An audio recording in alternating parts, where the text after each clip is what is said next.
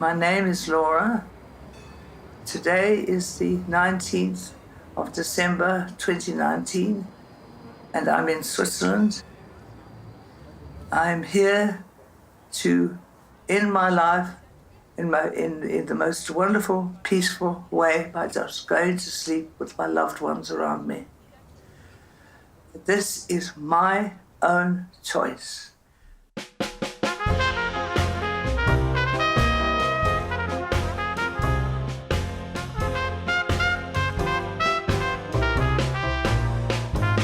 I feel that talking openly about death and giving people the opportunity to prepare themselves for this day is a gift we can give our loved ones, and also a gift we can give to the community.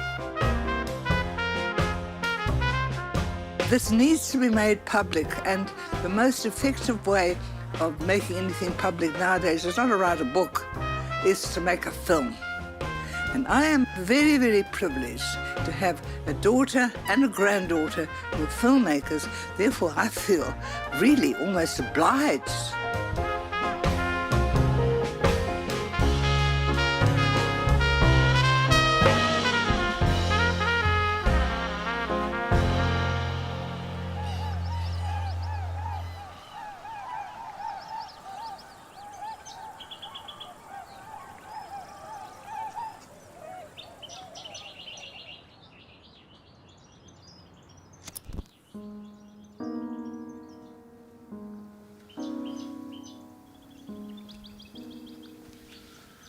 Mum, telling your story is one of the hardest things you've ever asked us to do.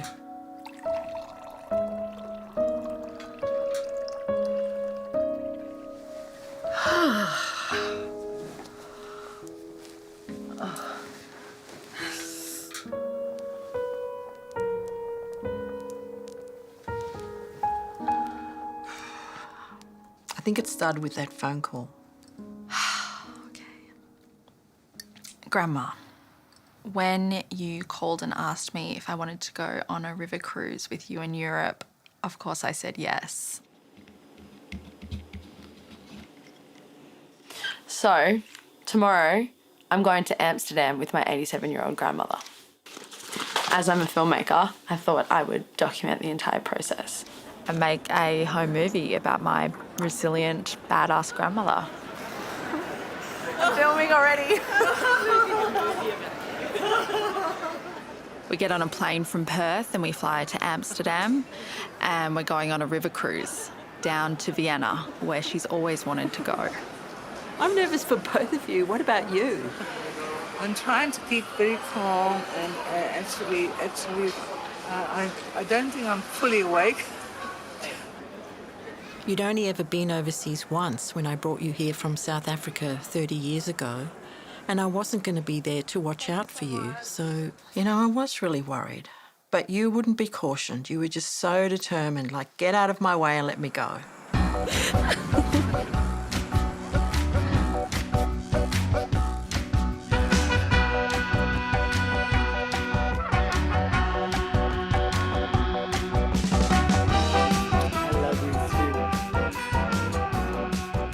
Grandma, when we arrived in Amsterdam, I pretty quickly realised that you see strangers as potential friends, or perhaps more specifically as a potential audience. Inhale.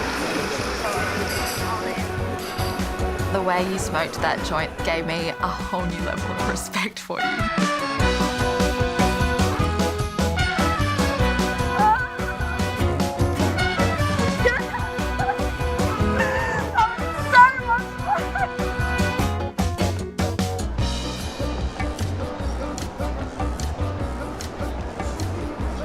Good?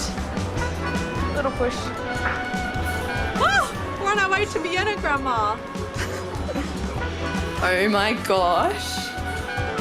What do you think? Should we get drunk?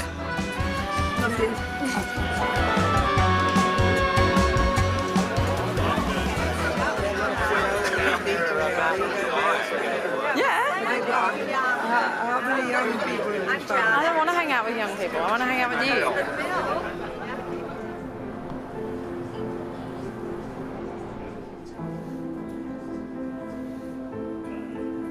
you organised for the engineer to come and fix your walker? Yes, I'm no shrinking violet.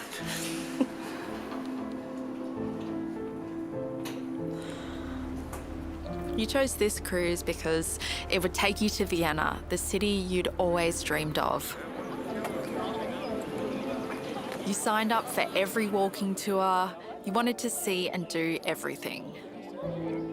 That's the window. See the inside, everything is made of wood.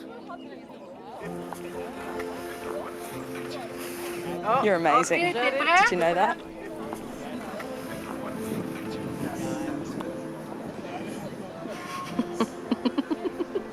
You did it!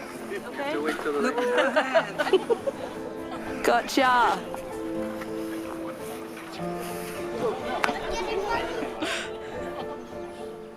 But you tired easily, and I didn't know what I was doing. Should we try me pushing you? Which way are we going? That way. So sit down. I'm not going to push you backwards. Push that way. This is called Granny Cam. No, am I focused? You're in focus. Okay. Ready? Oh, wait, hang on. Let me get my feet up. Okay. 3, 2, 1. Oh, wow. I'm going to go on the bike path.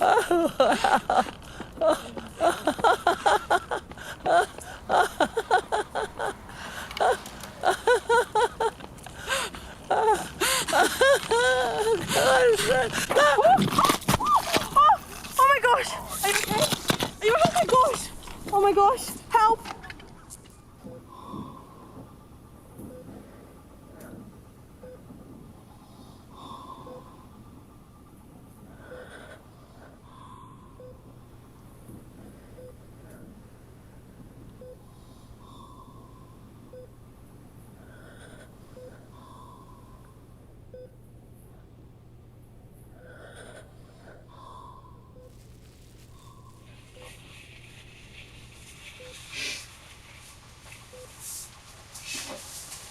You're being a very attentive nurse. I really love you.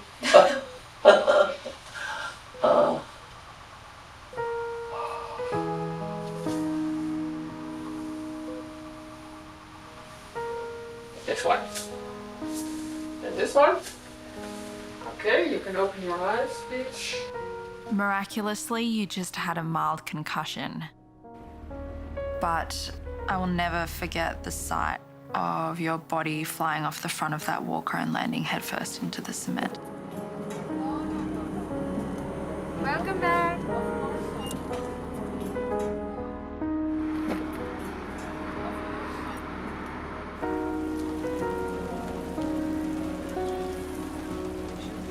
I felt like it was now my mission to protect you from harm at all costs.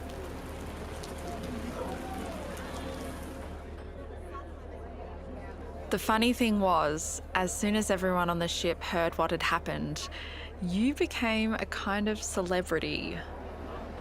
And of course, you loved the attention. Oh, another turn. Oh la la.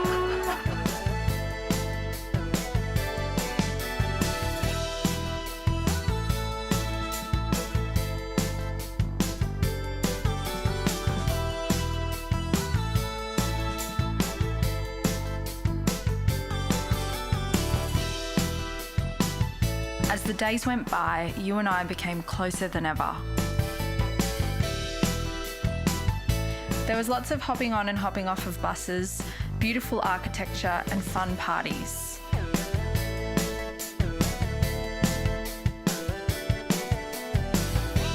And you did your best to make the most of it.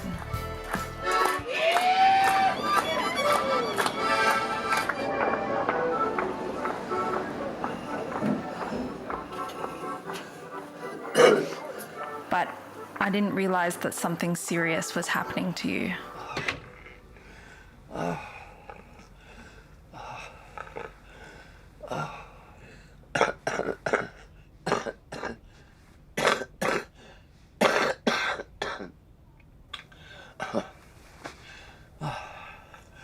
I just don't seem to be able to breathe, to breathe properly. Can I do anything for you? Water. Oh yeah, could we get some more water? Yeah. I still feel that I want to strive for Vienna, and I am determined to remain, come what may, to make some kind of effort.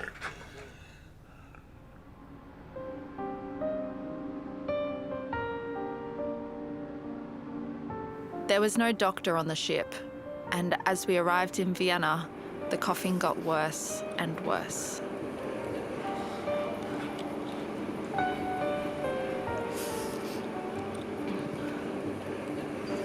We're doing it.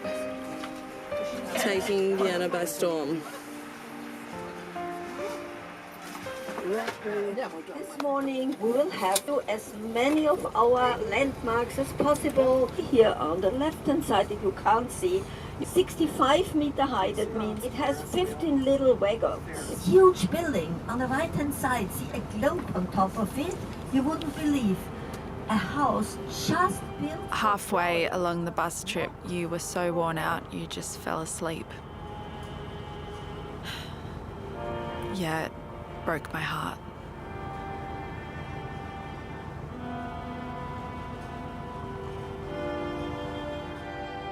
The bus stopped and everyone got off for a walking tour of the city, but you couldn't walk further than 20 metres.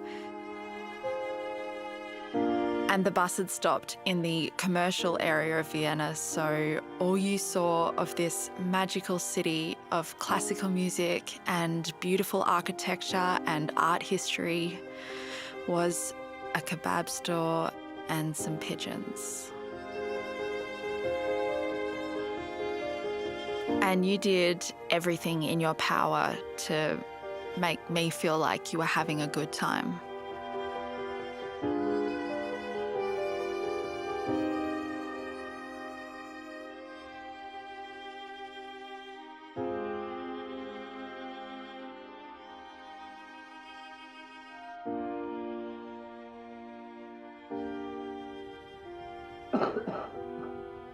I finally called for a doctor.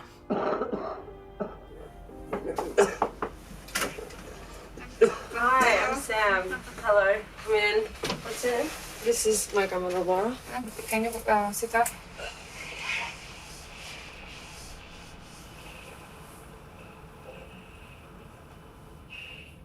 You have very bad pneumonia.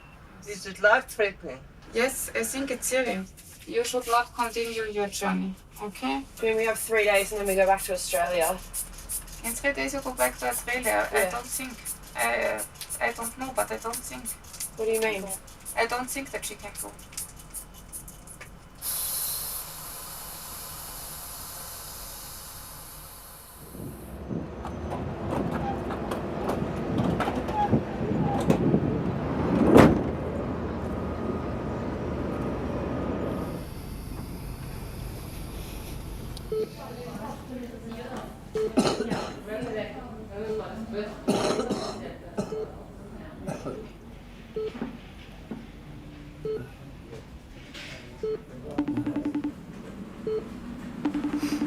Hey, Mom.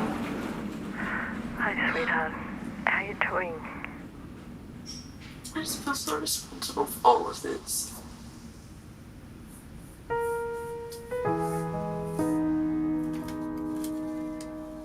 You had to stay in hospital and we didn't know how long for, so we left the cruise. I found a hotel in Vienna and tried to find ways to keep your spirits up. So with Leah, there's 3 possible plans. Plan C, I pick you up, put you on my back right now, kick you back out of here, and we make a run for it. Plan C. Plan C. To pass the time in hospital, you started telling me stories about your life. This is Cape Town. This is where Mum grew up, and she just loved this place. She always said this was the happiest 10 years of her life spent as a little free spirit on the beach. So this is her parents, so that's Alice, named after Alice in Wonderland. Oh my God, look at that hat. She was from English aristocracy. This is Richard. So that's her dad. God, he looks so severe. He was a composer and a musician, and he played in the South African Orchestra, and he brought music into her life and culture. He was a free thinker, and he encouraged her to be one. He's the one who told her about Vienna, the home of classical music. So being in Europe was a lifelong dream for her. And then she went on the stage as a young woman. And I love that photo. yeah.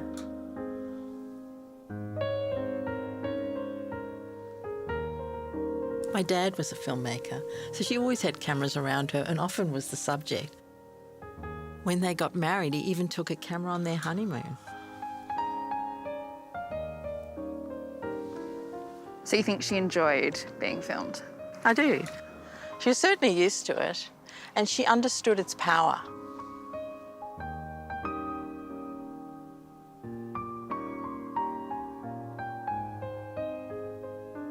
She never wanted children, but it was the 1950s, so when she became pregnant, she had to give up her hopes of a career as an actor. And here she was in Vienna, and she spent 4 weeks in a hospital bed. Well, she hated being in hospital. She was severely unhappy, and I started to see a side to her that I hadn't seen before. She's not a good patient. I've nursed her through, many illnesses and a terrible trauma before, and she is not good when it comes to losing her independence and having people take care of her. She really hates that. You want to take blood pressure? Yep. By the end of it, we were both exhausted. Freedom! Onwards and upwards.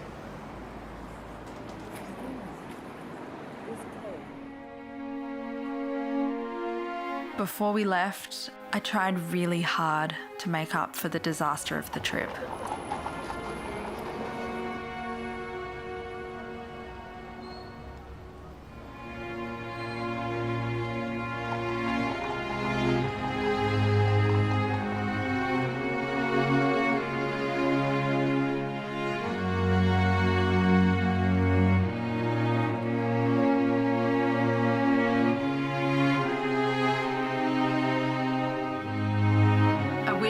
Part of the story had a heroic end. I wish that we both came back as heroes with great stories to tell. But the trip had taken a huge toll on us. I couldn't handle the guilt I felt. And when you flew back home to the other side of the country, I didn't know what you were thinking.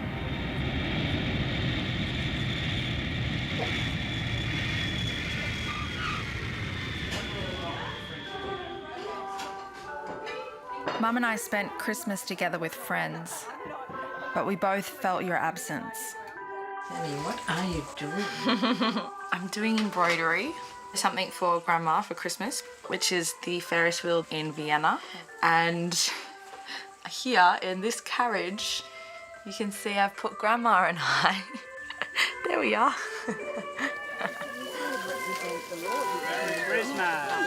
Now you got it.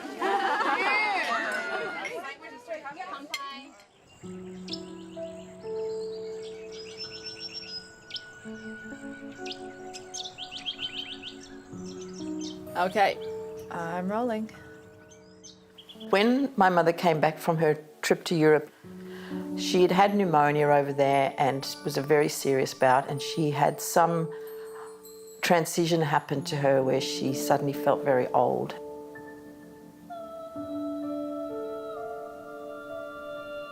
Then, she called me up and said, I need to talk to you. bring a camera, I have something I want to say.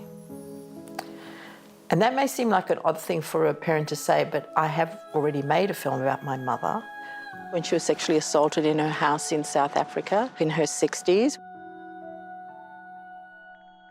There was a slow awakening there that perhaps somebody else could be interested in my dark secret, my nightmare that I've been trying to sweep under the carpet. The film was a search for justice. It had a big impact, and she saw that. So she was not unfamiliar with the idea of using a camera to tell story. So she asked me to come over and bring a camera. Yeah. And just call me, you know, if you want to debrief. Okay.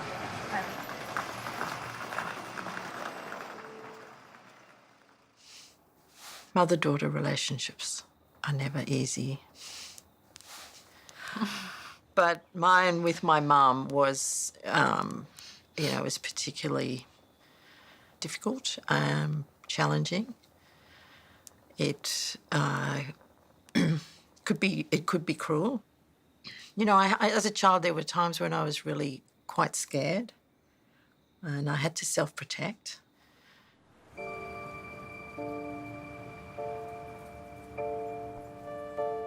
When I got to Ballina, we talked for days, with you trying to explain to me how your whole attitude to life has changed. I tried everything I could to cheer you up, but it didn't work. And then you said, "Can you switch the camera on? I want you to record this." Is my hair all right? Do I need to go and check up anything? No, you look fine. So what do you want to say? I am 88. I've already passed the age where I passed all my allotted time, and I suppose I could live to 100. But if I go on, I will simply start losing my own faculties, and I will start to be very dependent. I'm starting to feel dependent on other people right now. I'm afraid that trip was really the end of me. My eyes have lost their sparkle. I've got a sort of permanent headache. I'm not able to work up any interest in anything. It's not fun anymore. That's why I asked you to come. I wanted this trip to be a goodbye. So she told you that she wanted to end her life? Because she wanted to do it then. She actually imagined that this was going to happen on that trip, and Oh my God. I thought, you see, I'd been through this before. Can you talk me through that?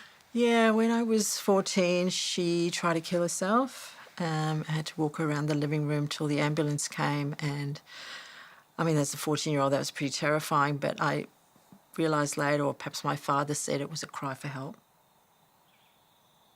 And then later in life, when she'd been through a terrible trauma, she kept threatening to kill herself. And again, it felt like she wanted just more attention from me. So I just thought maybe that was what was going on here. I just wasn't sure.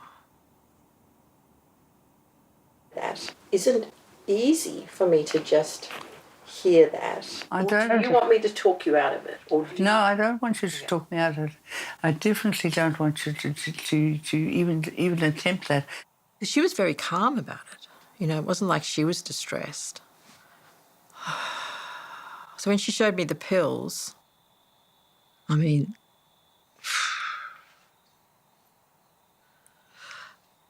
I thought maybe this is different. I've managed to get my doctors, managed to get the doctor to prescribe sleeping tablets for me, which I haven't taken. So I've now stockpiled a sufficient number, which is about 100.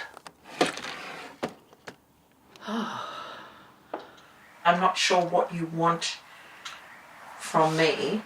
Sleeping tablets possibly could kill you, but it possibly could not. So if you put a plastic bag over your head and then you are depriving yourself of oxygen, that is absolutely certain. Mm. Now, only thing that I would want you to do would be to make sure that that bag doesn't fall off.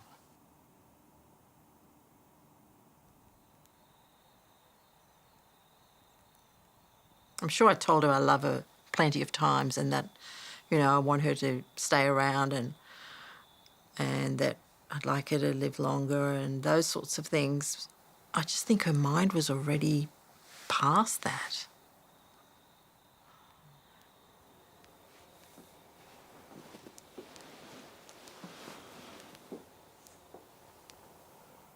I certainly don't want to be in the room when you put a plastic bag over your head. I just don't think I can handle that. I'm trying to be considerate, Kathy. I've reached a stage where I cannot do these things on my own anymore.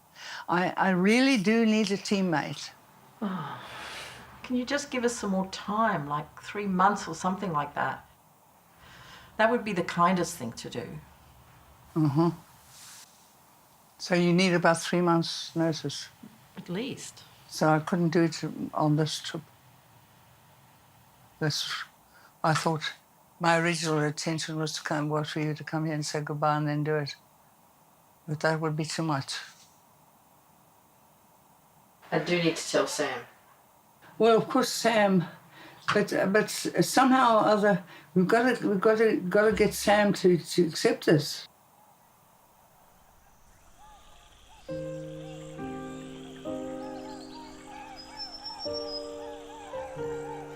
The whole thing was just so weird and confusing, and I was thinking, Mum, what are you doing?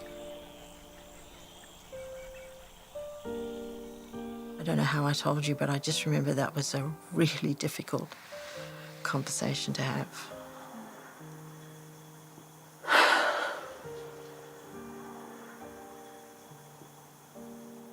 She's on the other side of the country. She doesn't have anyone there around her.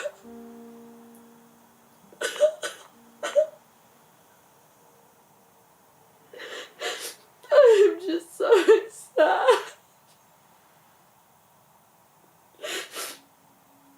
All I wanted was to give Grandma a really nice experience, and I feel like I failed so fucking monumentally.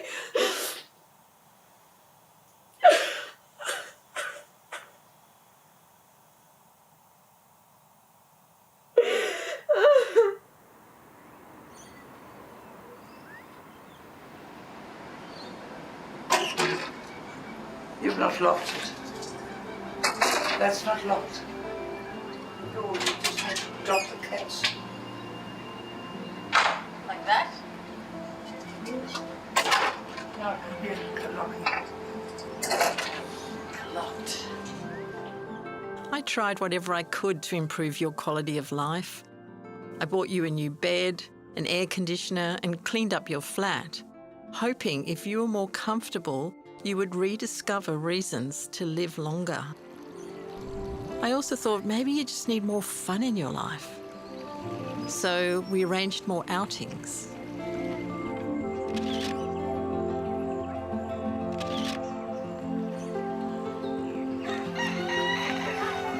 I thought that maybe if we loved you enough, you might change your mind. Look, Laura!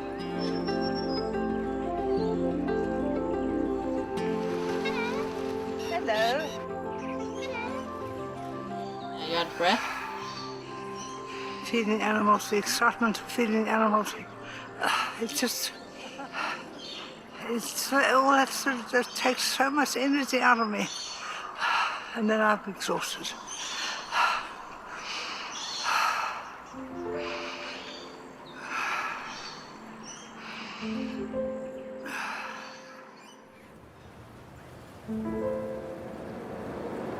Where are we going, Sam?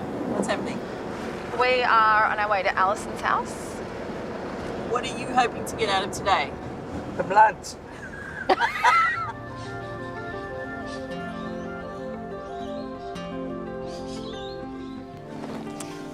Oh my God! It's just... When did you get so tall? When did you get so small? Hello. I haven't got so small yet. I'm much taller than you. No, you're not. Thank you.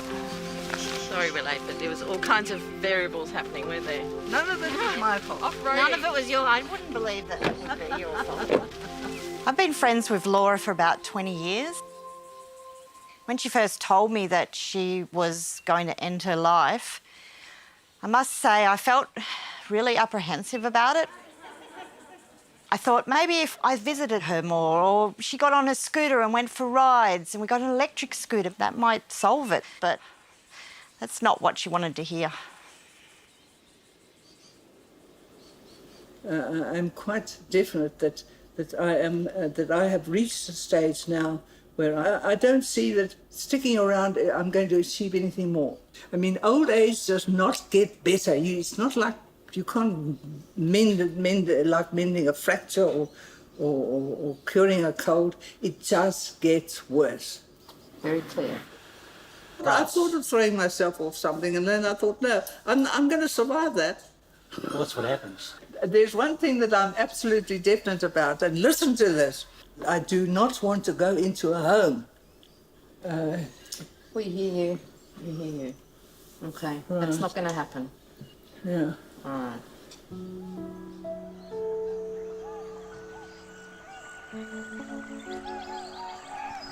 You were stuck. Even if we agreed to, it would be illegal in Australia for Sam and I to help you end your life.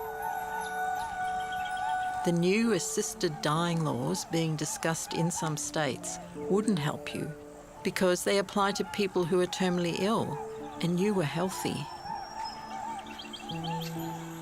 We would never have thought that a journey back to Europe would be the answer.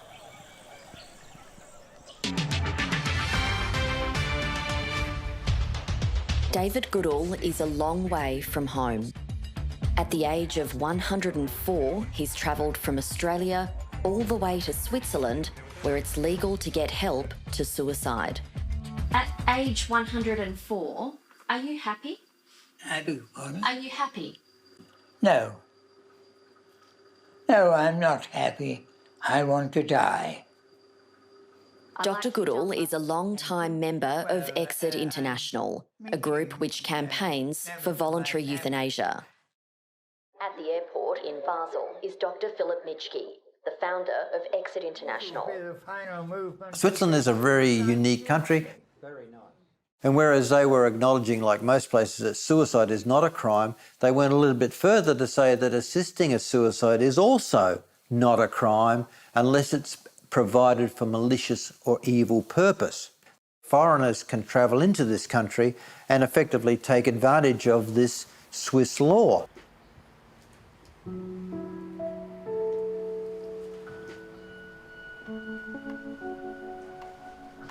When I first started to research this, I found that there were 3 places in Switzerland that were offering to do this service. I knew nothing about any of them. I didn't know which to approach. I wrote to Philip Mitschke and asked him for his advice. Eventually, I decided and picked on one. I just don't know the logistics of it all, and I need to know how to get started. So what do I do? Writing the motions, talking. I don't need to know any of this. Go away. Dear Laura Henkel, please register online on our homepage.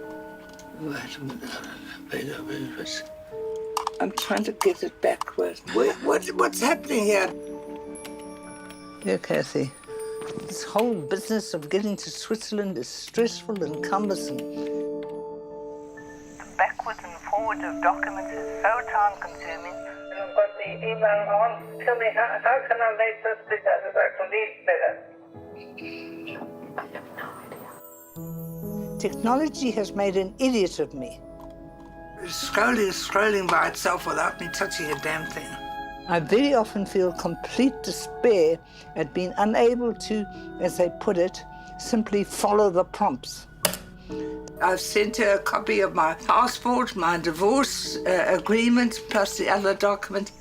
We could do nothing but watch you power on. I have to be of sound mind. I have to be of sound body so that I can go to Switzerland. If it was available here in Australia, so much of this would fall away. We didn't know if you would even be accepted by a Swiss clinic and hoped that maybe you wouldn't. And then I heard about a young woman called Belinda and her story about her mother.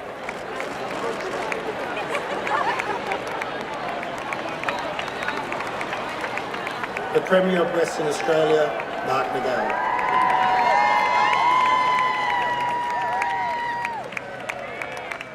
Belinda has walked 4,500 kilometres and she has done this on the basis that she'd like to see other people across our community not go through the extreme pain and agony that her mother went through when she passed away. My mum was crumbling before my eyes. That day, her oncologist broke the news that she had several weeks left to live. In response, she asked her doctor, "Can you help me to go quicker?" Her request was denied because we don't have a voluntary assisted dying law in Western Australia. She went on to die in a way that will haunt me for the rest of my life. She died with her eyes wide open, rasping for air, and spent her last 4 hours on earth, twitching. There are some things that we cannot change, and then there are things that we can.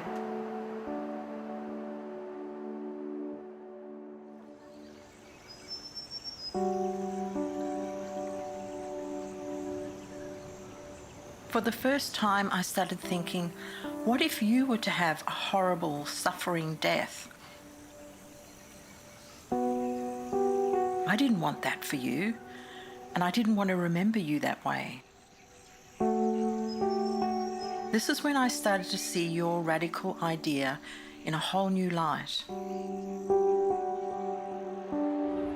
I took Sam along to the next rally, hoping that if she could see that there were all these hundreds of people who were campaigning for the thing that you wanted, she might find it easier to accept your decision. Everyone's pretty old. Yeah, there's not a lot of young people here. It's weird. I mean, it makes sense, but...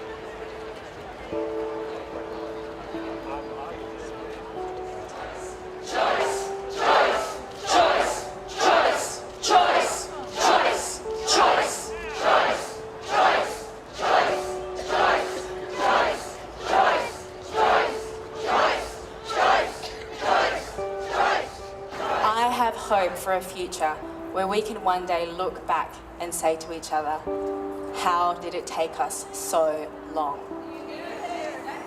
I hope for a future where we are no longer scared to look our colleagues in the eye and say those words that are sometimes still so hard to say. I support voluntary assisted dying.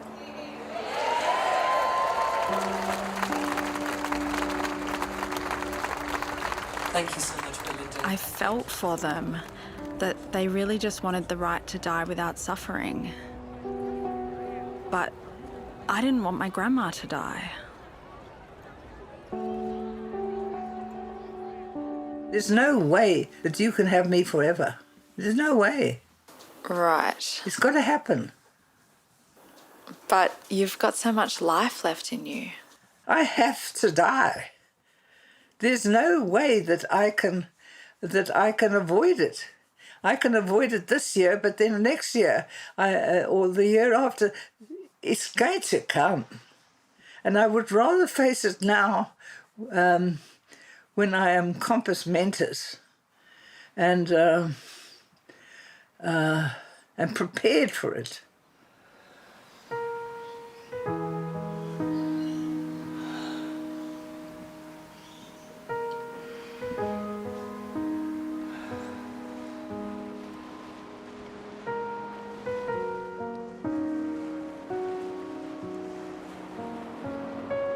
She was going to do this anyway, so I don't think we had much choice. It was support her or walk away. I think that's when we thought we need to get a bit of expert help here. We don't know what we're doing. Hi, lovely to meet you. You too. Hi. Thanks for coming. Here I am. So I wrote down some questions. Is this how you normally? I don't know. There is no normal.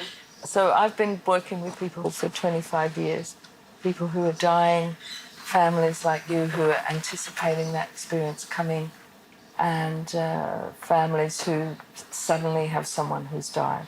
Okay, but people who I do want to tell them what's going on, like, do I say my grandma's committing suicide? You don't say that ever. The term suicide means kill yourself, and the phrase commit suicide is left over from when it was illegal to kill yourself. That phrase, commit suicide, is just completely not helpful at all. She's choosing to die on her own terms. Choosing to die is what we replace it with. Yeah. Laura seems to, when Sam and I are asking her, what would you like to do? She goes, nothing. So we're kind of having to come up with things. Come up with what sort of things? Things to do with her, like, you know, things that we can share. Activities, you mean? Yeah, activities or, I don't know, it's just... Why can't you just let her be? It's not your role to be activity organisers, I would say. I mean, most people of that age, they're having an inner journey, really. Their body's tired, they've lived through lots of different experiences, and especially for someone who's really looking towards dying, that's their intention. They don't want to be distracted generally by trivial other things. And part of a grandparent's role is to teach the grandchildren what it means to lose someone that you love and how to die in order to prepare you for when Kathy dies and your other parent.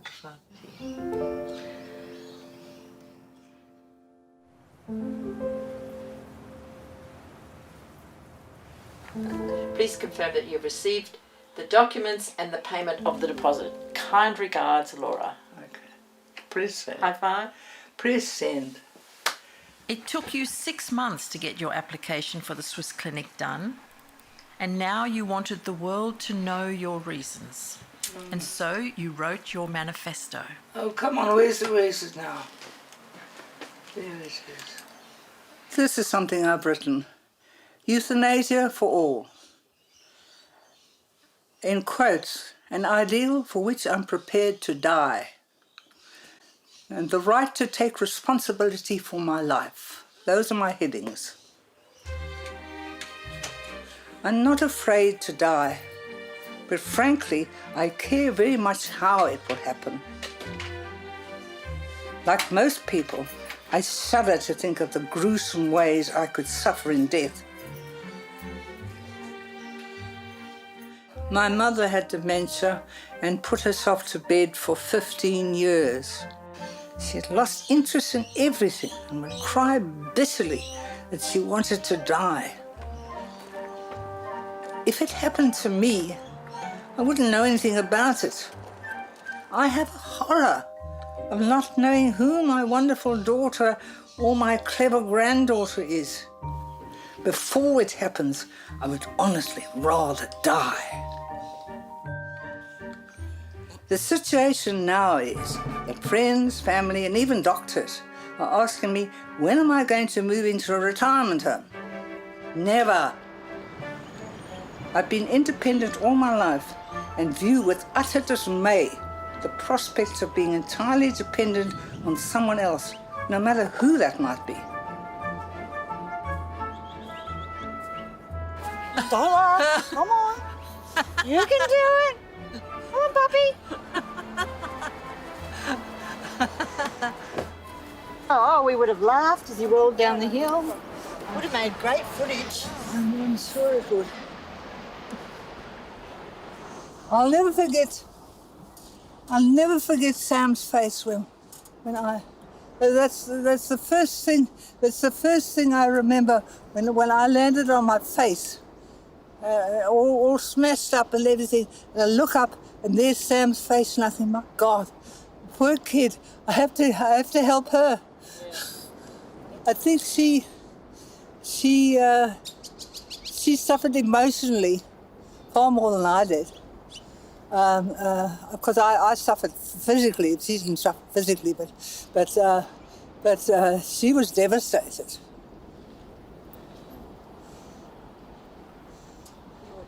I wasn't. I just thought, what a bloody fool you are.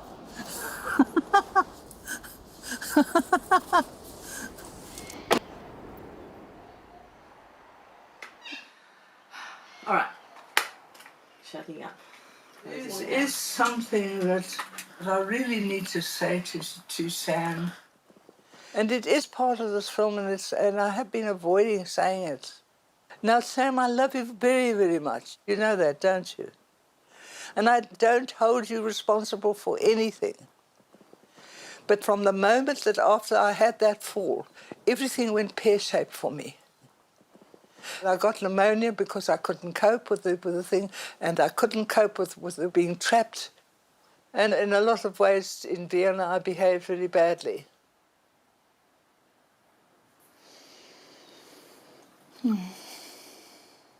When I came back, I suddenly felt old. And the whole thing is based on the fact that I did have that fall. Now, I don't blame you. Do you get that? It's not your fault. You do understand that, don't you? Mm-hmm. Do you accept the fact that you're not to blame?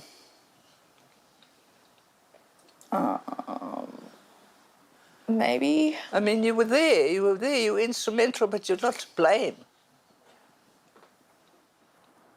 Yeah, I mean, yeah, and this is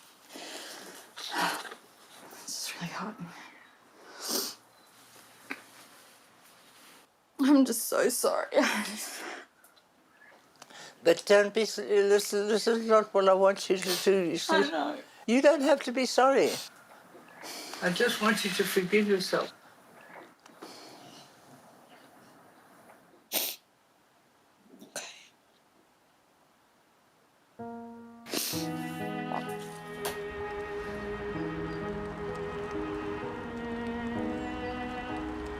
We were stuck in limbo, waiting to hear back from the clinic, and I just desperately needed to get away.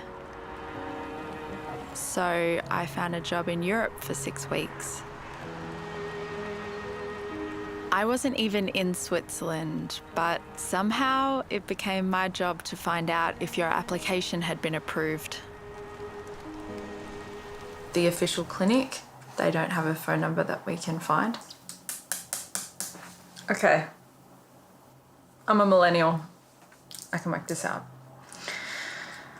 I'm going to Google Map the address, and there's a phone number. Okay, guys. You can call me on Mondays and Thursdays.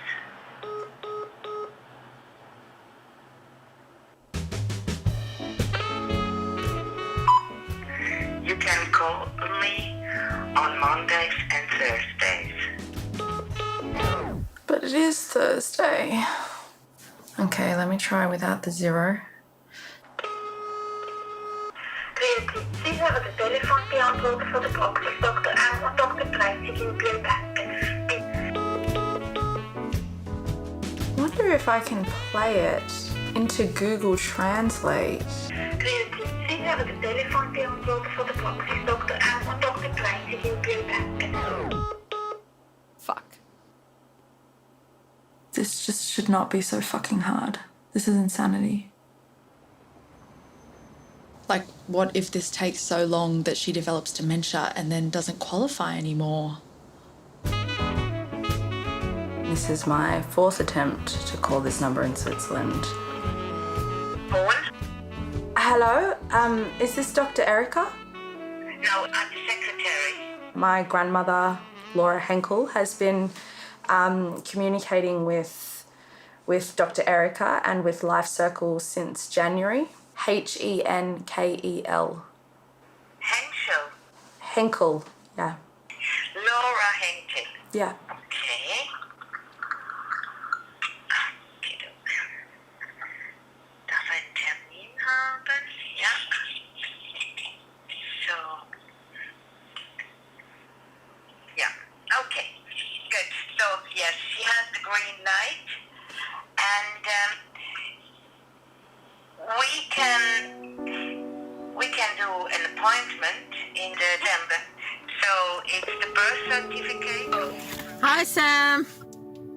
What's up? What's happening? Yeah. So she's been greenlit.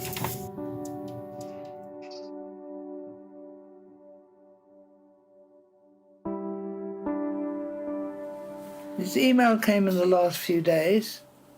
Dear member, I confirm the date of 19th December 2019 for your assisted voluntary death, AVD. It all sounds so professional and so competent and so rational and so easy and so perfect. I couldn't think of a better way to die.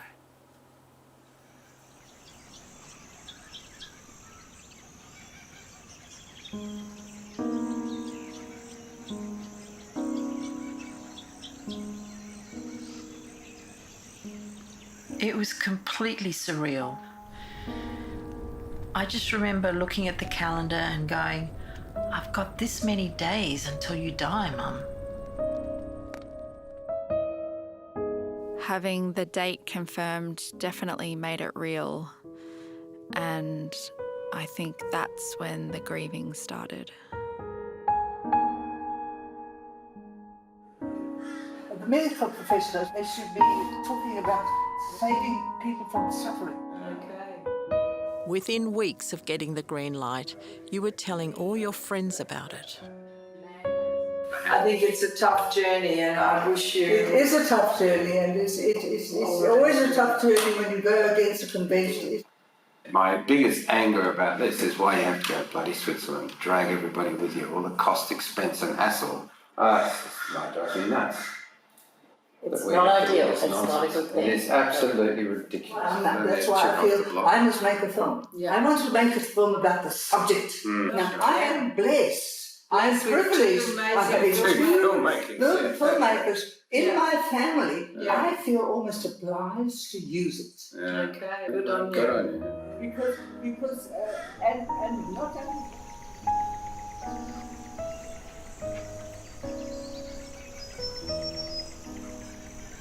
While you were focused on the film and your message, Grandma, we were all trying to work out how to say goodbye to you and if we could make it a celebration.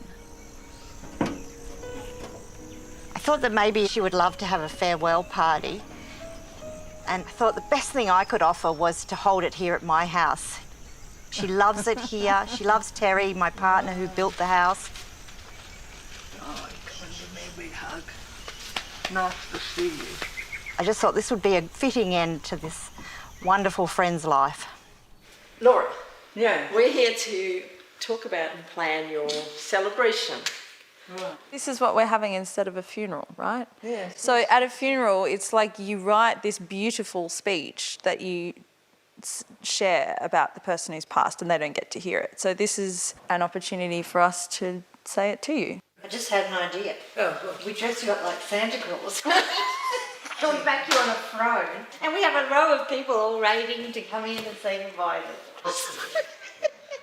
What happened to the Mad Hatter? Oh, yeah. She could be the Mad Hatter sitting in the chair. Able? She could be the Queen. This is becoming quite weird. It's reverence and comedy all wrapped up in one. That's how you'll slide all the way through this step. Yeah. With funny moments and really sad moments.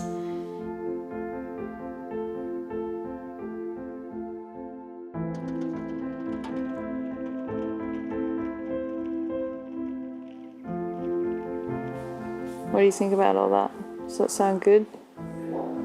Yeah, well, I'm glad I'm not organising it. Yeah. Thanks. We'll remember this forever, you know. Oh, well, that's wonderful. That's wonderful.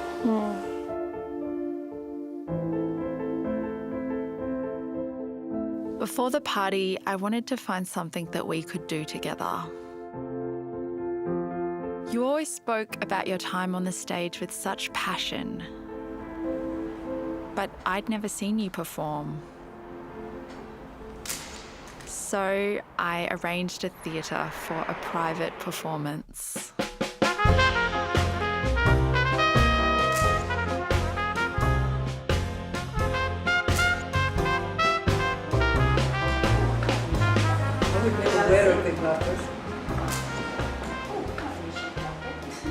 You do look, my child, in a moved sort, as if you were just made. Be cheerful, child. Our revels now are ended. These our actors, as I foretold you, were all spirits and are melted into air, into thin air. We are such stuff as dreams are made of, and our little life is rounded with a sleep. I thought, gosh, would I have organised all that for you if we didn't have a set date for your death?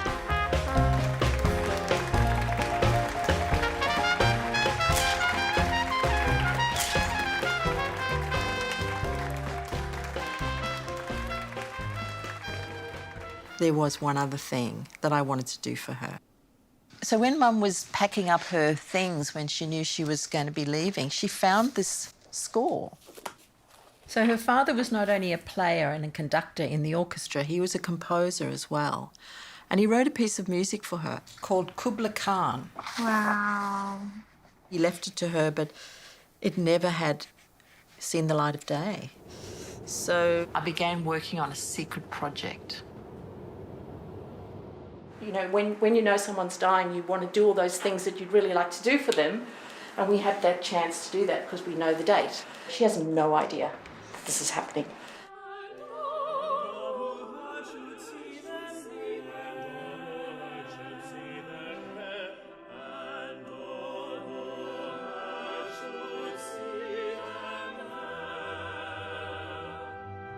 It's a very hard piece of music, Granddad.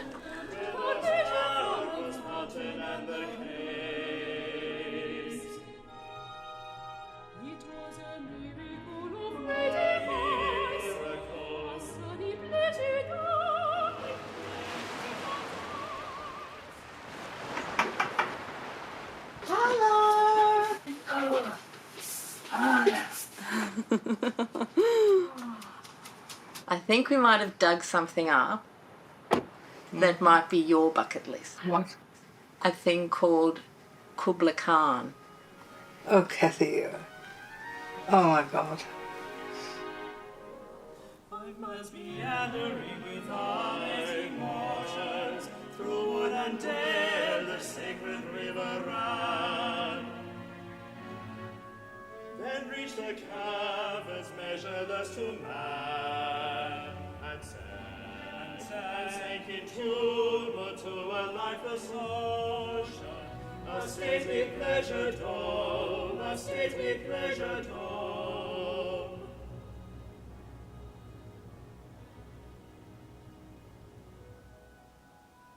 Wow. Really, wow. Thank you so much. Thank you so much for giving that gift to me. Thank you so much. Thank you. Really. Is there any chance of hearing it again?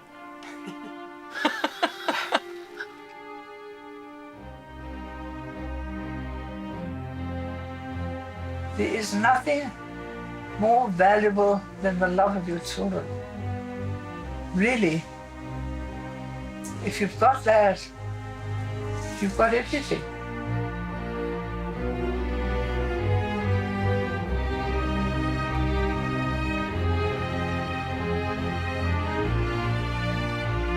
I still wasn't sure if I agreed with what she was doing. It just felt like there was a freight train going and I was like, who am I to stop this?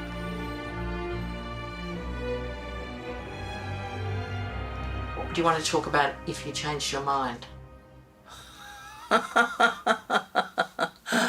Well, I can tell you that there's not a hope in hell that I'll change my mind because what's the alternative? The alternative is all the things that I've been telling you that I dread. The alternative is for me to become this horrible, undignified bit of trash, or to go into some kind of institution and be abused.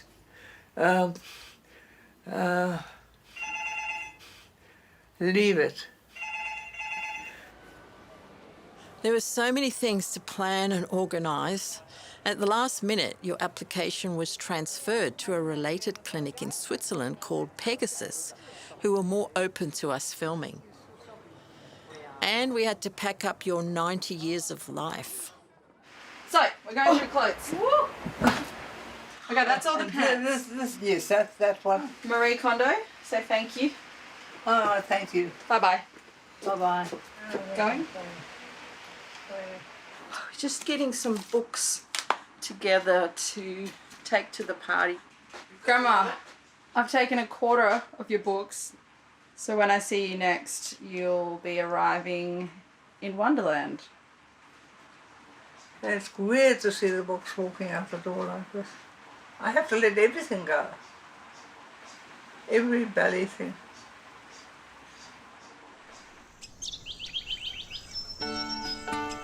Tequila!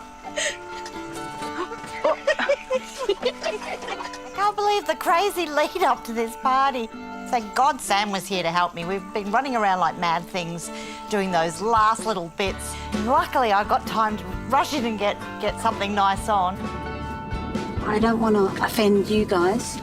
I feel exactly the same as I felt before. I don't want her to go. I get why she's doing it. I just, for selfish reasons, don't want her to go because I like her. She's fun. I hope she changes her mind. Hello. Welcome to Wonderland. Yeah, I've got a tale to tell as well. Hello, everybody. Hello, Nicolette. How are you? Okay, and you? So nice to see you. So I'm absolutely thrilled that you've come all this way. Excellent. Nice to see you. Wow. I'm very, very honoured that you should come all this way for me. Welcome. Thank you. Thank you for organising all this. Thank you, sweetheart. Right. It's really lovely. Linda. Laura. Lovely to see you. I had mixed feelings about coming today. I fully support Laura's decision, but I've seen the effect it's had on the people who love her.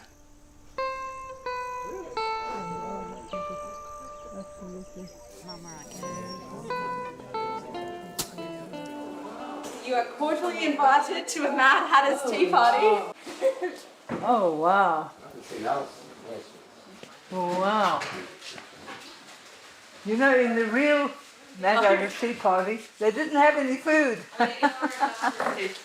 I've put your books around, and I've put some of these photos of you reading in the books so that everyone can take home a book and a photo of you. Oh. But you're not allowed to take any home. That would be a bit stupid.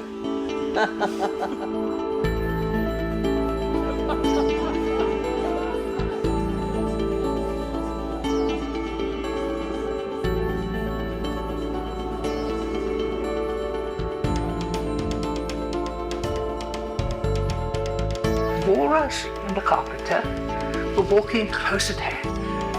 Oh, oysters, come and walk with us. The walrus did beseech, a pleasant walk, a pleasant talk beside the briny beach. The people that are here are the people that just love her, and I think she's having a great time. It just seems crazy that this is the last time we get to see her. It's hard saying goodbye to someone.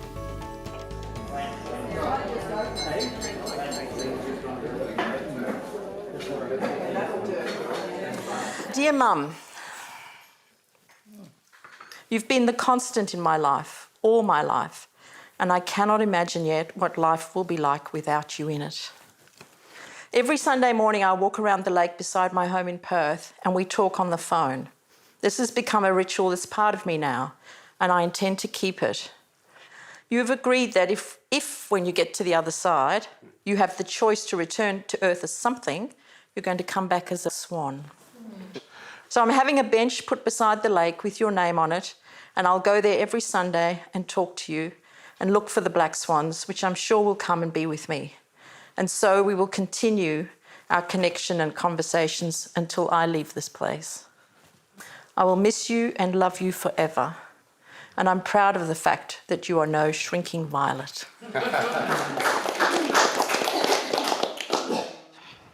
I never knew another grandparent, and other than my mum and dad, you've been the only other family member I've lived in the same country as, and so you've played a huge part in forming my identity. The choice you're making is incredibly bold, incredibly controversial, and brings up a plethora of differing emotions, sometimes on an hourly basis. But the one thing I'm so grateful for is this. It's a wonderful and rare thing to be able to share these lessons and say thank you while you're here, rather than in a eulogy at a funeral you won't attend. From one lover of language to another, I feel it's pertinent to leave you with words from the master, Mr. William Shakespeare. We are such stuff as dreams are made on, and our little life is rounded with a sleep. Enjoy your sleep, Grandma, and know that your words, your lessons, and your love will grow on like seeds, forever changing the way we see and exist in the world.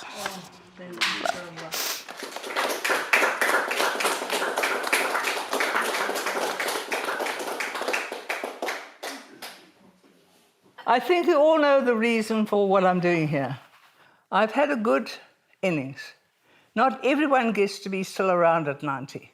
But I can do one last thing for the planet by dying in a way that may pave the way for the law to be changed so that everybody can have this choice locally and not have to go to Switzerland to benefit. So I raise my glass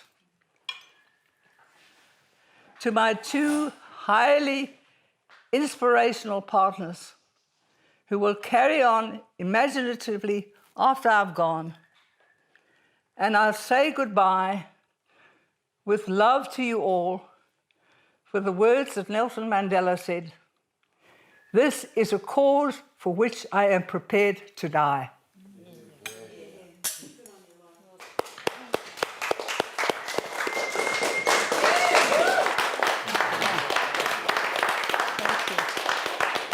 Thank you. Thank you.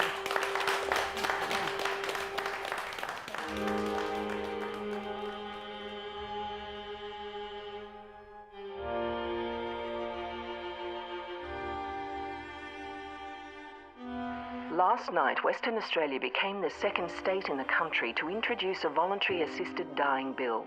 The historic law will allow terminally ill patients likely to die within 6 months the right to end their life. The WA laws will not come into effect until mid-2021.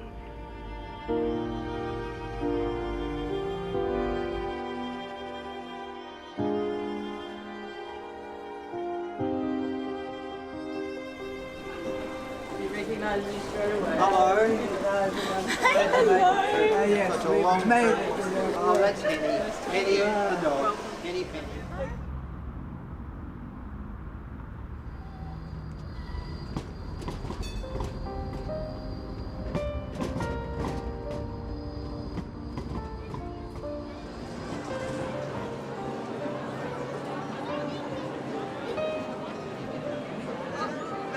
That one. No, one back. It's there. Yeah, that's the one.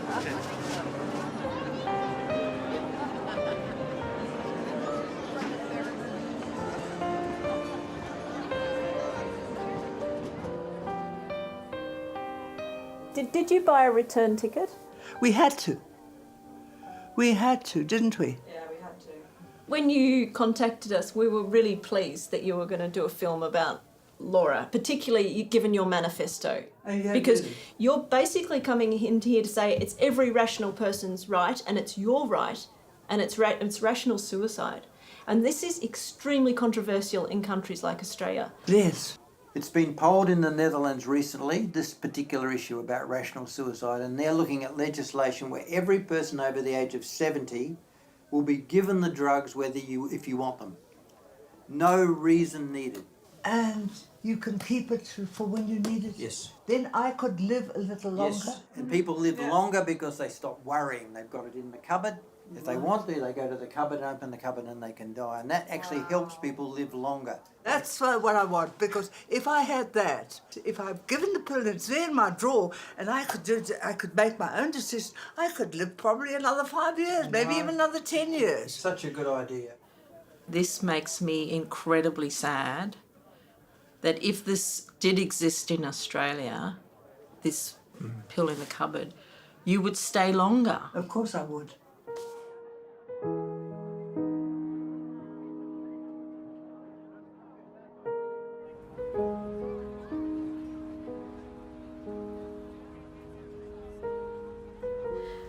What do you classify as rational?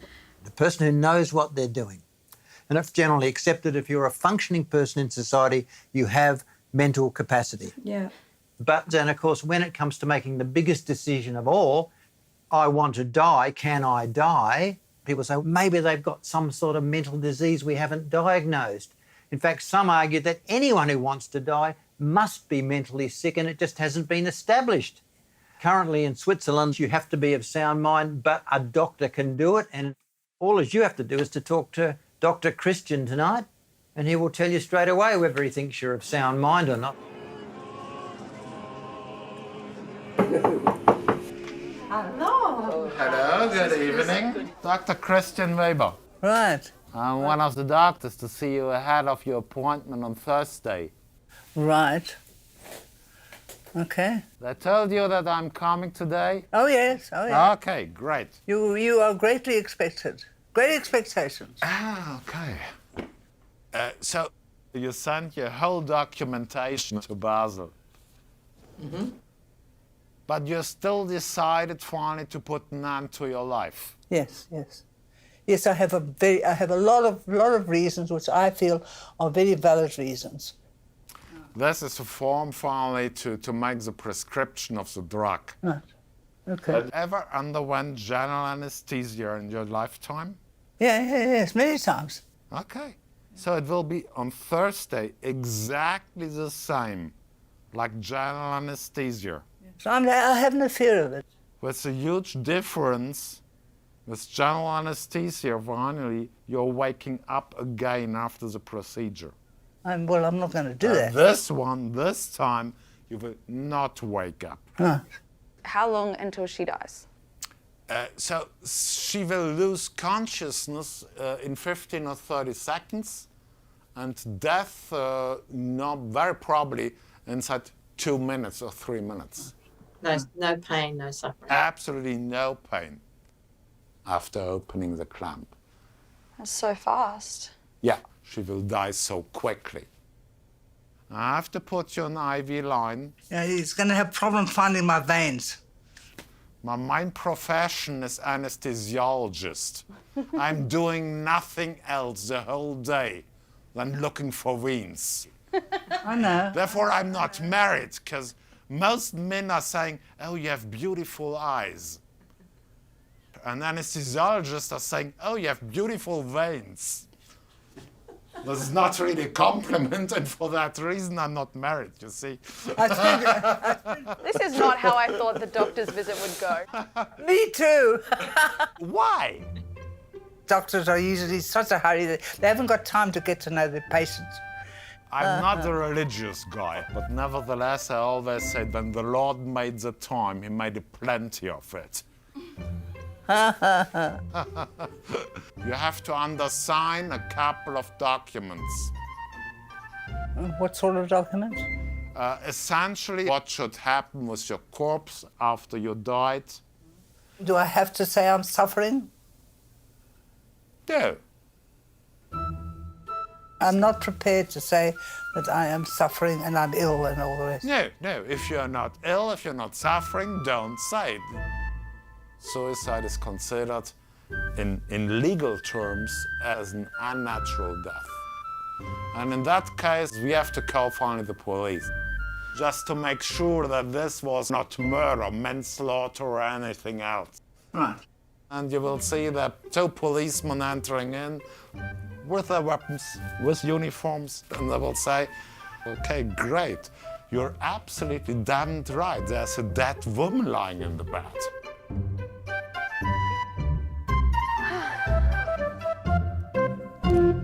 Perfect. There are no more doctors or psychiatrists for me to see? No, I think you're sound of mind. All right. Well, thank you very much. Thank you.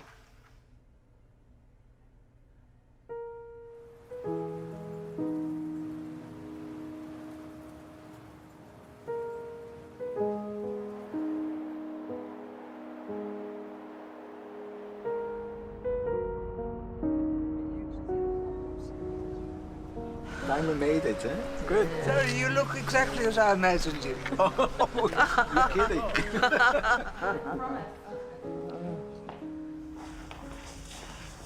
Is this it? Yeah. Yes.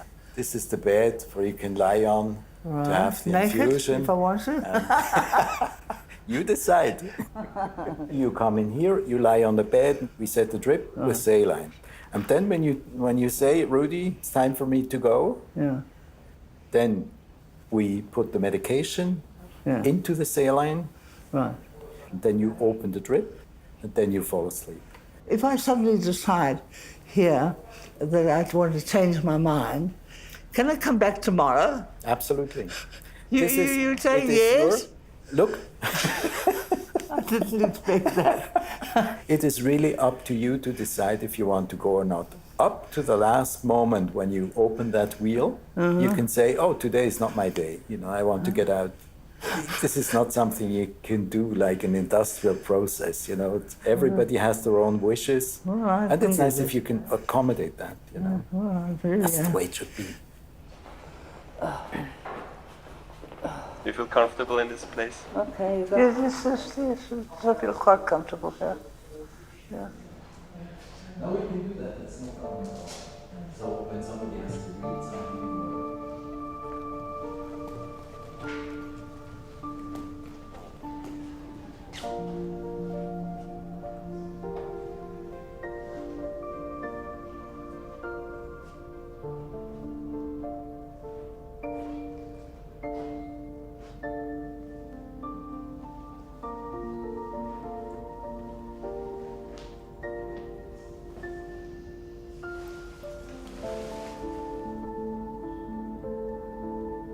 I'd really like to go. I just want to get the hell out of here. Impeccable. His French, of course, is the best. You know, that's where he comes from. I'm really freaking out. I know. Get out of here.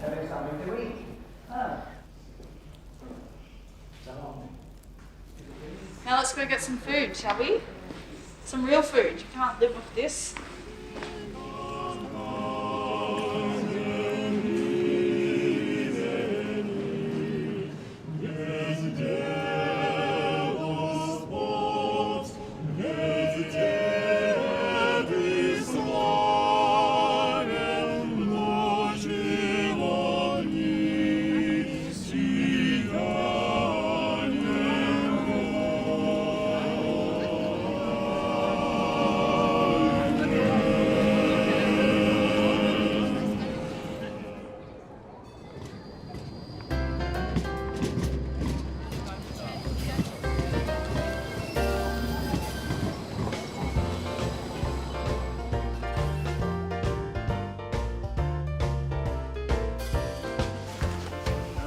Go directly to jail. Do not pass go. We have to put that. Yeah. This is very bold of us to be playing this game on our last day together.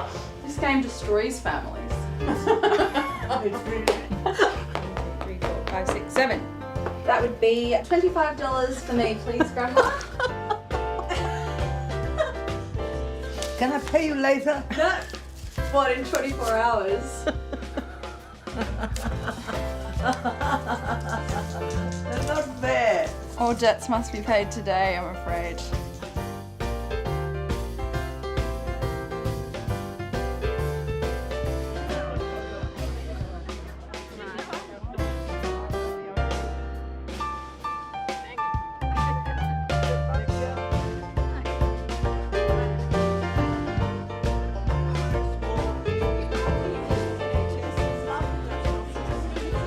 What do you think, Sam? What happens when we die? Yeah. Oh, I don't have the foggiest. Have you seen a dead person? No. No.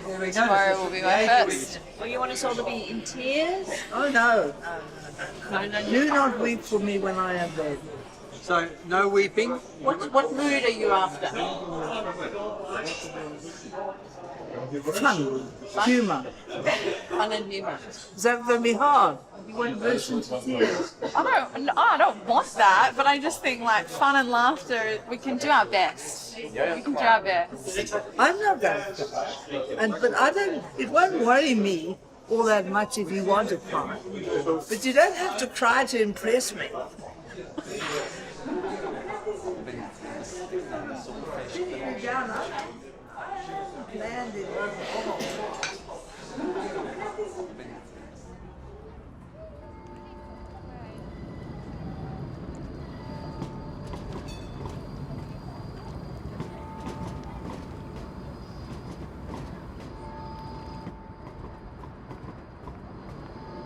What happened? Donald Trump got impeached. Today? Today. Oh, on what charge have they managed to do that? Oh, you know all that drama that went on? Uh-huh. Yeah. Oh, it's just sort of complicated. I have to comb my hair.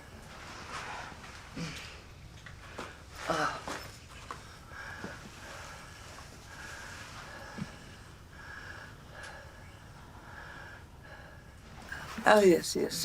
I know what I want to go. Can we start from the beginning? Absolutely. Old age. Yes, I think it's about time somebody talks about it the way it is, without all the fantasy and the hoo-ha. If I mention death, oh, you mustn't talk about that. Oh, you mustn't think that way. Suffering is good for you. It's good for the soul. Oh, okay. You suffer and I'll watch. Are these thoughts that you've had overnight? No, this was something that I was having this morning. I just went and stood in front of the mirror and said, you suffer and I'll watch. What you're doing is so much more dignified, and we can see you alert and aware. Everything. This is a great way to remember someone.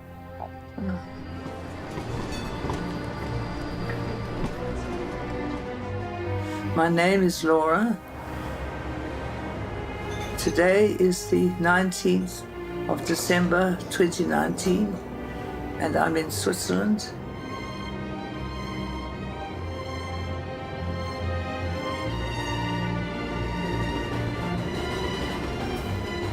I'm here to end my life in the most wonderful, peaceful way by just going to sleep with my loved ones around me. This is my own choice.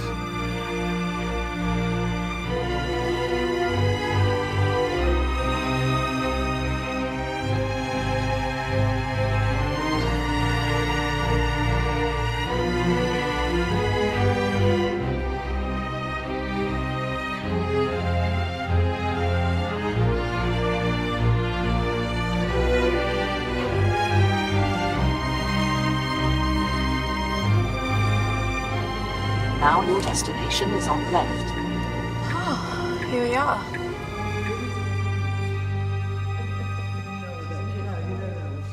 Good morning, first Good of all. morning, Chris. How are you doing? Fiona? Kathy's gotten the purple folder with all the paperwork. Rudy. Works exit and accidentally been left in the hotel room. Do you want us to go and get it? That's Or the can we get civil it later? documents. Do you have all the passports here? I don't have anything. I've fucking done so much. This is the one thing that I delegated. It wasn't my responsibility. Please do not. Please. It's fine. It's okay. It's all right. Sam, we'll get it afterwards. It's okay. Meaning that, cool. It's all right. It's all right. We get it afterwards or before? Because Philip can run and go. We can go and run and go and get it now. It says, I declare that after in-depth and long-time reflection, I want to make use of my right to bring my life to an end by myself. Therefore, I induce today my voluntary death. It all make sense? Yeah, okay. Okay.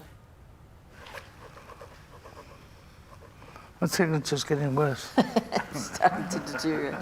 You're doing just fine, Laura. So now we should go into this room up there. Uh-huh. Right. Do you have to do the infusion straight away? No. Right. Uh-huh. Do you want to just go in there and before the infusion? Yes, yes. That's good. Yes. 1, 2, 3. Oh, and I get a hug at the end.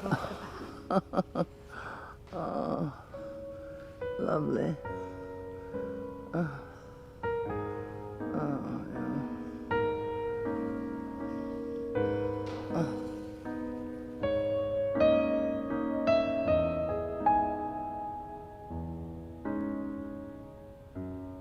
Oh, look at that.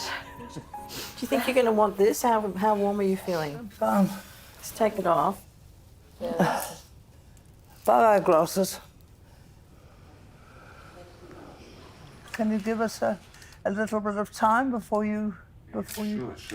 We will leave and you call us in. Thank you so much.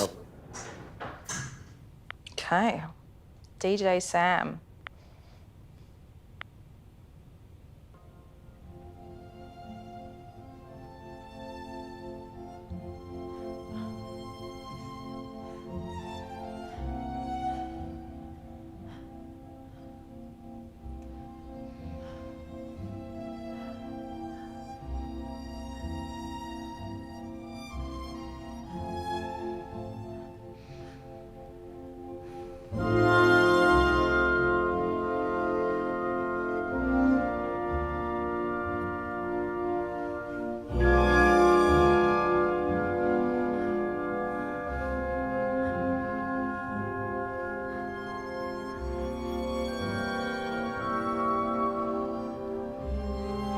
All right.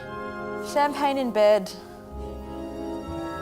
This is decadent. Oh, I know. That's a big pour, Miss Henkel. Well, what the hell? I just want to say thank you so much, Kathy. You have been an absolute joy in my life. You've had so much to do and so many things to think of, and you've kept your cool. You haven't even got stressed. You've been absolutely wonderful. I never thought that that one could love a grandchild as much as you can love a child, as much as you can love a daughter. I think I actually said that to you, but you've proved me wrong. I absolutely adore you. I absolutely adore you, and I love you so totally and unconditionally. It doesn't matter what you do. I will absolutely love you and adore you forever.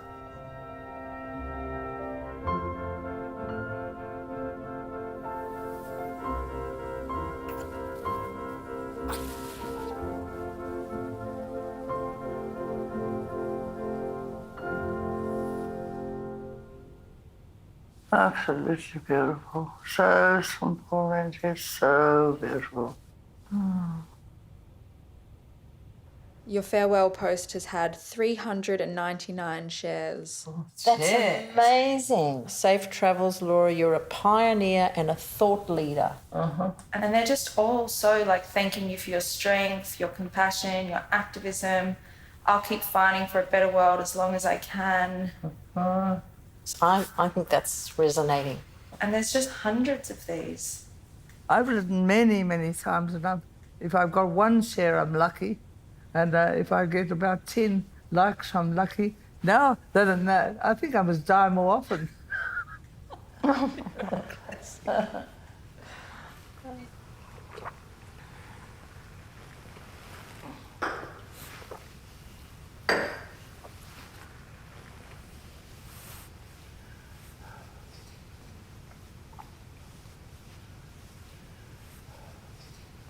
Right. There's one good vein. Every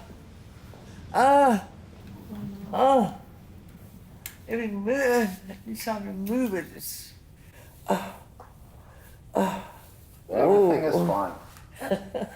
You do the suffering, I'll do the watching. No, what you should do is to push the little wheel up like that. All I have to do is get it from there to there. Absolutely. What happens if I get halfway and I stop? It's better, Laura, if you push it up all the way. Yeah. You know. Don't stop at the halfway. No half measures, Laura. No, Laura, no rehearsals. Okay? It's good? I'm happy. Okay. What's this? This is found in the block. Okay, we're not ready yet.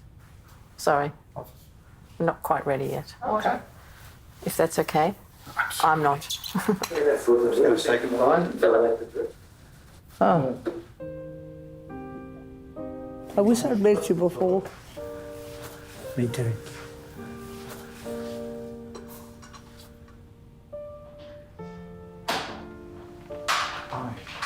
Thank you for all the work. Thank you for the experience. Thank you. It's a pleasure. It's really a pleasure meeting you. That's been lovely. I really admire your braveness and your family. I'm really glad you can do what you want to do. Thank you. Thank you. This is weird. This is weird. We stuck together, you and me. We did. We were actually a very good team, I think, right from the word go.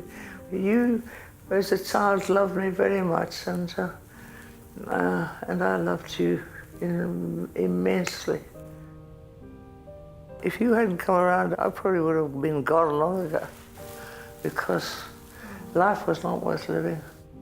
Thank you. You see, anything more on the logistics side that you need to know? No. For God's sake, like, where's the purple fog? No, we got all that. I'd like to have some water to wet my whistle.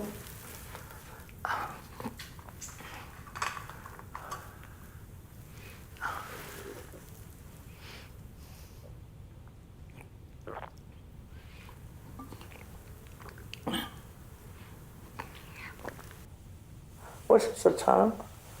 It's 2:30.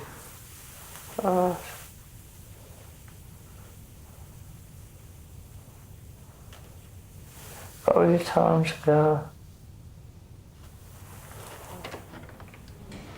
You ready?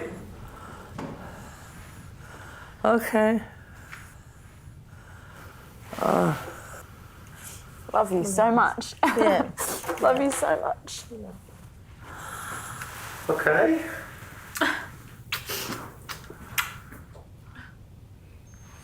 So, Laura, can you tell me your name, your given names, and your date of birth, please?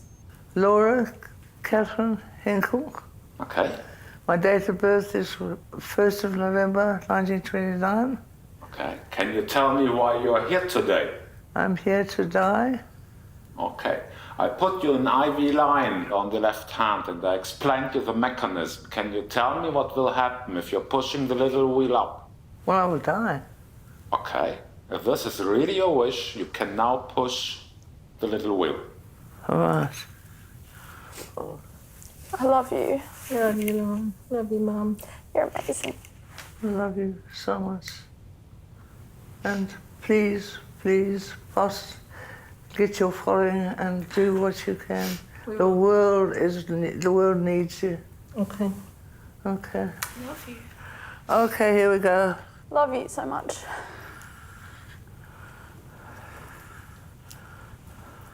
Don't.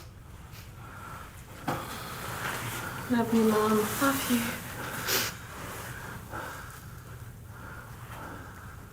I love you very, very much. I really do. Yeah. Who's behind me? It's just Christian. And Thank you very much, Christian. That's lovely.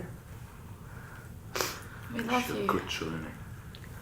Sweet dreams. This is a good cause. It's a good. And you're going to make a good film, and you're going to cause a tsunami. And betcha. you're going to appear up there. Love you. Love you. Love you so much. Sweet dreams. Good night.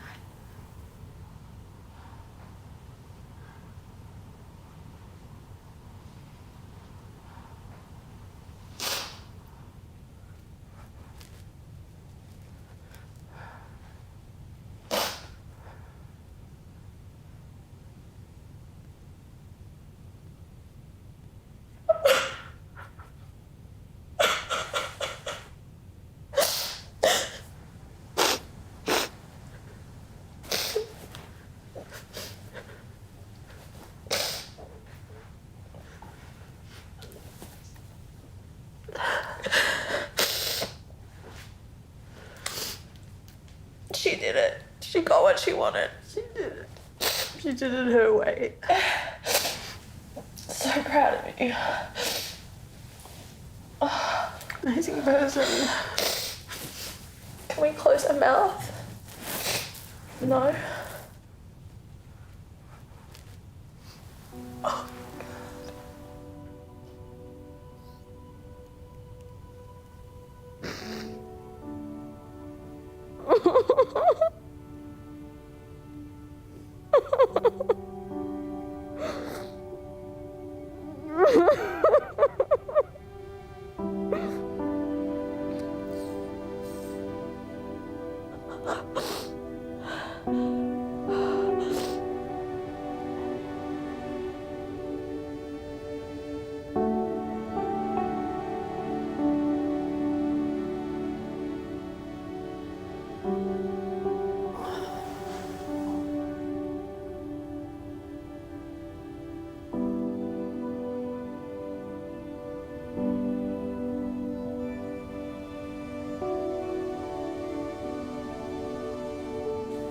What was the time of her death? Anyone know? Yeah, 49. Put it down. 2:49.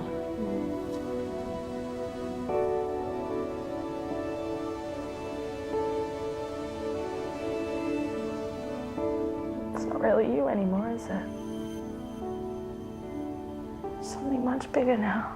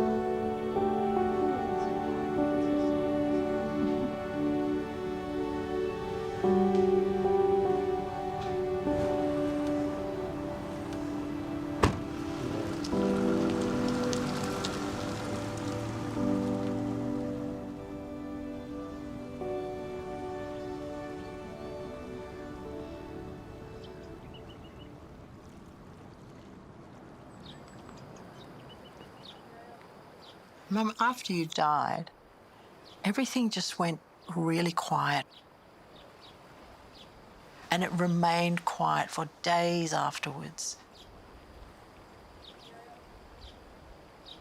And it's because the way that you left was so peaceful. Maybe, after all, this was a gift.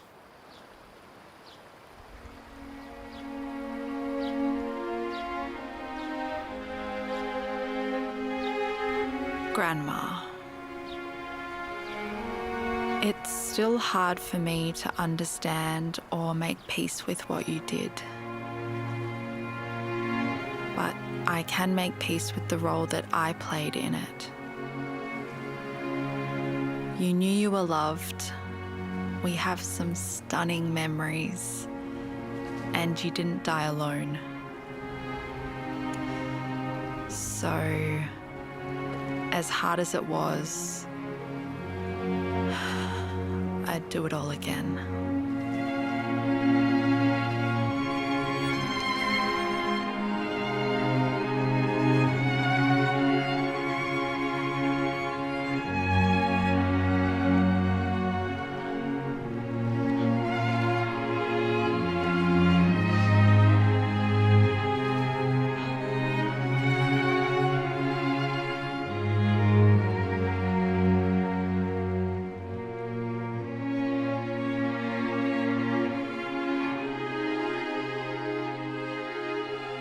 I understand things about you now that I didn't understand, about life and about death. You've shown us compassion and wisdom, and I hope that our film does that justice. And that you're happy with this film. I know you're hard to please, but we did our best.